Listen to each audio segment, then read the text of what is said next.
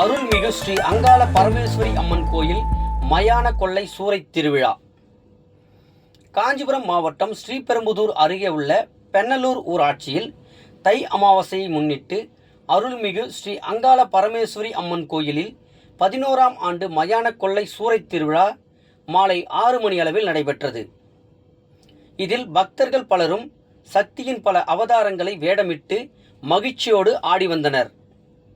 பின்பு மயானம் சென்றடைந்தவுடன் அங்கு கிராம மக்கள் தங்கள் நிலங்களில் விளைந்த காய்கனிகள், கீரைகள், கிழங்கு வகைகள் அம்மனுக்கு காணிக்கையாக குவித்து வைத்ததை அம்மன் சூறை விட்டதும் ஊர் மக்கள் பெற்றுக்கொண்டனர். இன்னும் சில பக்தர்கள் தேர் இழுத்தும் ஆட்டோ போன்ற வாகனங்களை முதுகில் குத்தி இழுத்தும் நேர்த்திக்கடன் செய்தனர்.